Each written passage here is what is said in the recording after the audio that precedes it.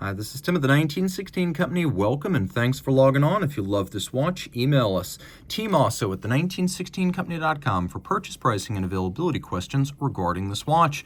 Today, we're discussing one of the most important watches of the modern era, the first ever annual calendar, the Patek Philippe 5035. Now, this is the 5035P in platinum, and it's the -024, a late evolution of the watch. But when the original came out in 1996, it was the first time ever that there was something between a full perpetual calendar and a complete calendar that required 5 corrections per year. So a perpetual needs no corrections. A complete calendar needs 5 corrections per year. An annual calendar only needs 1 correction per year during the jump from February to March. And I realize I'm being a little bit unkind to Breitling with its 1461 system, but we're staying within the mainstream of watchmaking complications.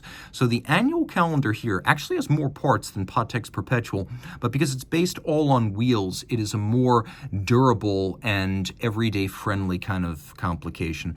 The calendar system here uses the date, month, and then a 24-hour display, so you know when not to use the pusher adjusters. In general, anytime between I would normally say 8 p.m. and 4 a.m. you don't want to attempt to use these pusher adjusters to set the calendar. But I'm getting ahead of myself. Let's talk about the basics. In platinum, 37 millimeters in diameter. You know it's a platinum Patek because it has the top Vesselton diamond in between the lugs. That's always your cue.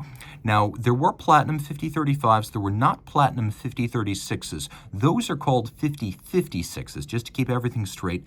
In terms of total dimensions, you can see that the watch from lug tip to lug tip right here is 44.3 millimeters, 10.8 millimeters thick. There's a 19 millimeter spacing between the lugs. It's got a nice satisfying weight to it. Despite not being a large watch, it's hefty.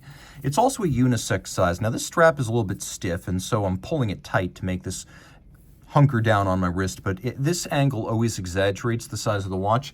This is the one you want to look at to really get a sense of size. My wrist is 16 centimeters circumference. You can see those lugs are nowhere near the edge of my wrist.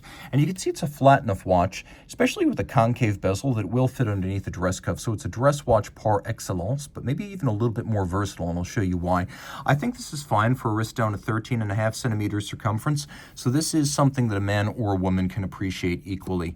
That strap, which is starting out fairly stiff, as most high-quality straps do, it is a medium rectangular scale alligator leather in a high gloss finish, black. You can see there's a monotone stitch, a thick sheer cut side with lacquering for refinement, a Patek Philippe factory strap.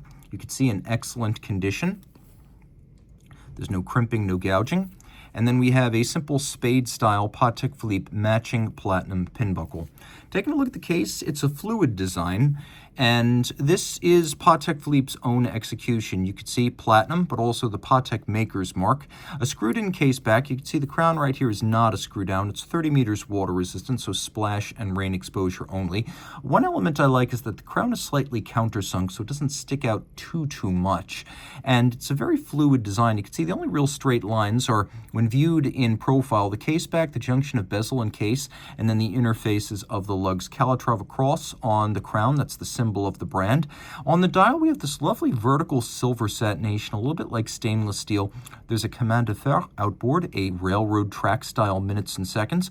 We've got leaf or feuille style hands for all of the registers, and the primary hands, hours and minutes, are actually luminescent, and so are the applied white gold radially arrayed Roman numerals. One element that you should note on this watch is that it's a rare occasion in which a watchmaker uses an actual Roman numeral 4 as opposed to a, quote, watchmaker's 4, which is a 3 with one more numeral. So, taking a quick look at the dial now, we have the day, we have the date, we have the month. You can see that the primary registers are slightly dished, and then we have the 24-hour indicator.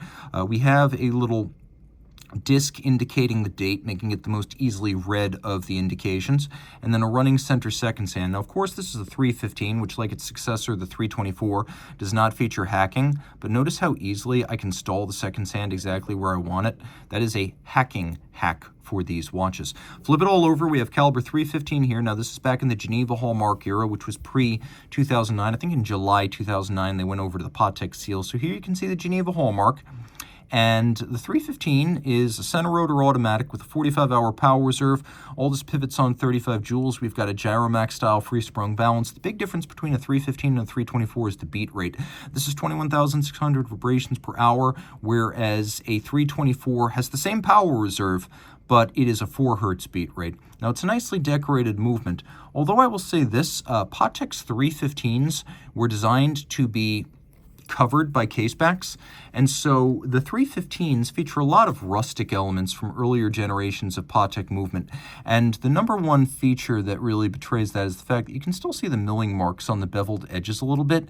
They're polished by hands, but not to the exhaustive level of later movements designed for display casebacks. So this is very much Geneva seal. It's just a sign of where the industry was back in the 1990s when the 315 was the mainstay at Patek Philippe. This is a lovely watch for him, for her, one of the most important models the industry has ever launched, and a gloriously great design from Patek Philippe, a real innovator and a universally wearable size in a universally lovable style. So reach out to Team Mosso at the 1916company.com for pricing.